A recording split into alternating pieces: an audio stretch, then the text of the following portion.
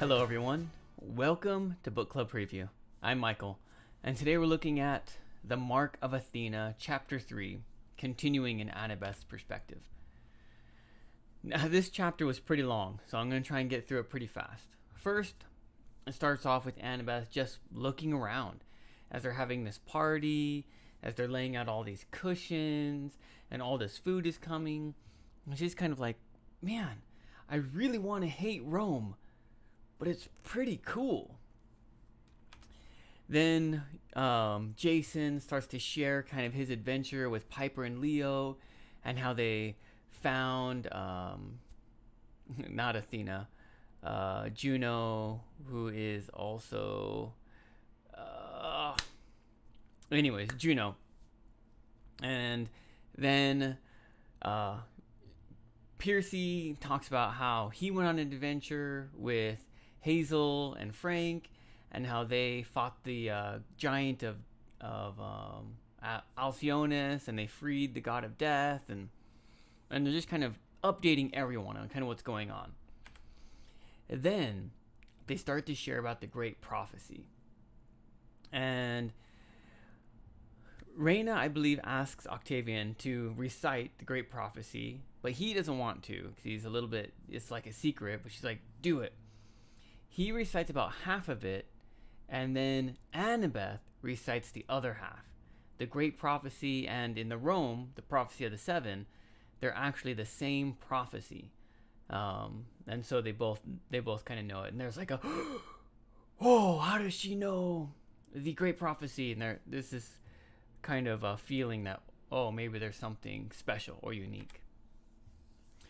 So then they're like, okay, well, let's look at the great prophecy. 7 half-bloods going to death's door.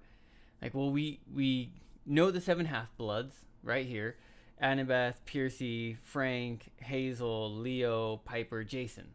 Okay, so we just got to go find death's door. Well, where's death's door? Hazel kind of talks a little bit about how Nico went to go look for Death's Door, and how they need to go look for Nico. And Annabeth's like, Nico's your brother? She's like, yeah. But no time to talk about that now. And so they kind of start making this plan. Of course, Octavian, he doesn't like this idea because they need to vote for the Senate, and he's not sure if he wants to give all these people power to go do this amazing quest and to have Greeks involved. So Reina says later that they'll have to have a Senate meeting.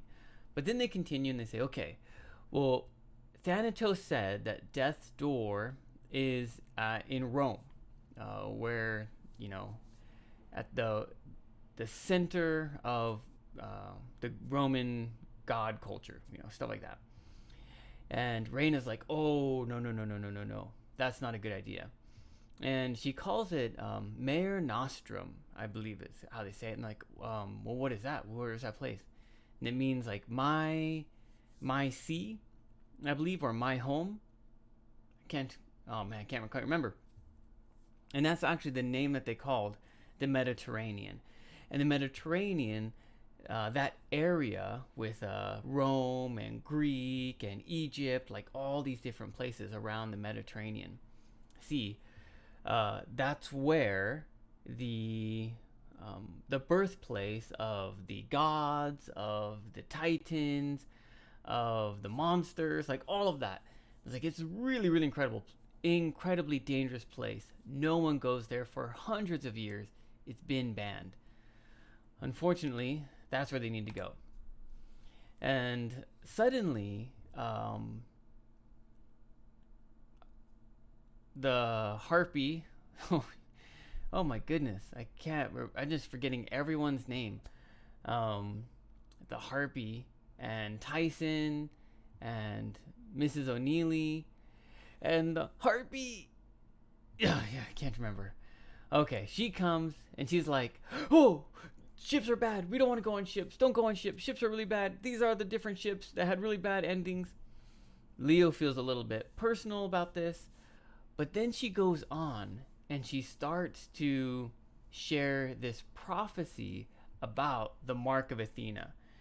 And this doesn't sound good. Like the Mark of Athena will burn through Rome. It talks about vengeance and stuff like that. And Annabeth remembers her mom and this cursed gift, she says, that she has, that her mom gave her.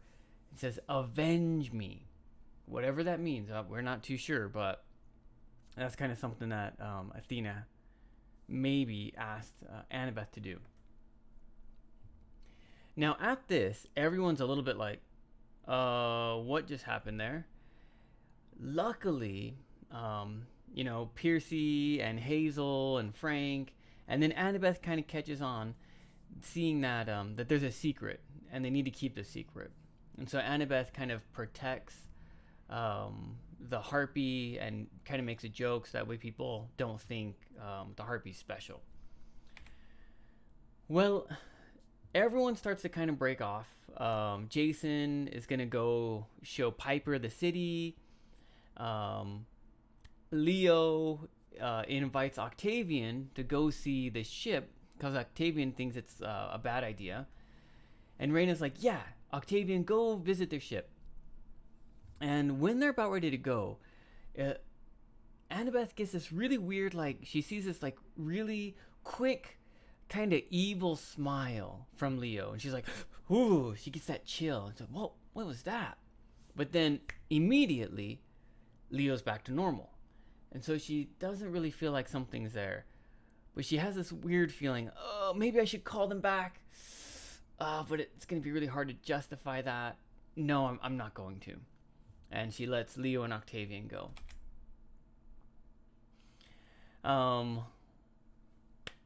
At the very end, Piercy asks Raina if he can show Annabeth around. Raina says, no, I want to talk with Annabeth alone. And that's how the chapter ends. Vocabulary. Lounge. Lounge is like relaxed. They were lounging on cushions and couches and just kind of laying and relaxing. Frolic is a kind of playing. Mrs. O'Leary and the war elephant were jumping around in the field, playing like kids. Repel is to push back. So I can't remember what exactly this was used in, but it means to push or like defend, like a shield. A shield repels, blink, arrows. Okay. Bromance. This is a funny one. Bromance is a new word. It's like a romance between guys, okay, but not romantic. Just like this friendship, like, oh man, you're cool. Oh man, you're cool. And Piercy and Jason, they start to feel like, man, I think I like you. I think I want to be your friend. I think you're really cool. And they start to develop this closeness between guys. And we call it a bromance. Or girls might say like bromance as a kind of teasing kind of way. Undertones is secret meaning.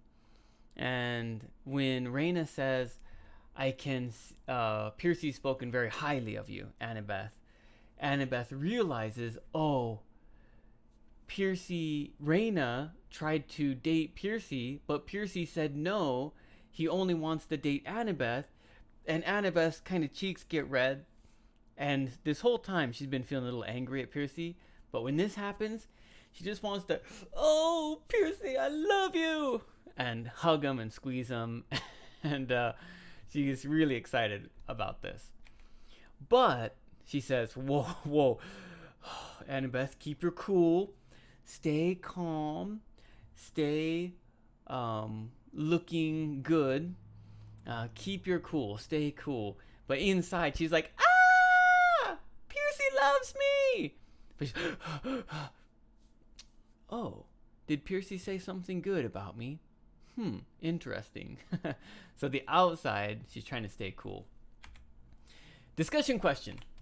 Would you stop Octavian from going with Leo? It's just a small moment. Maybe it's all just in Annabeth's mind, but with this small moment where Leo looks a little like a bad guy. Do you think there might be a reason to stop Leo or stop Octavian? Or would you just let him go like Annabeth does? Of course, please write your own discussion question. That is all the time that we have for today, but thank you so much for joining me for this episode of Book Club Preview. I'll see you soon. Bye-bye. Hey, if you have any questions about the video today, please feel free to leave a comment in the comment section. If you had any other vocabulary words that you wanted to know what they meant, let me know. And also, if you're interested in maybe joining one of these book clubs, please leave a comment and I'll get back to you. Thank you so much for watching. Bye-bye.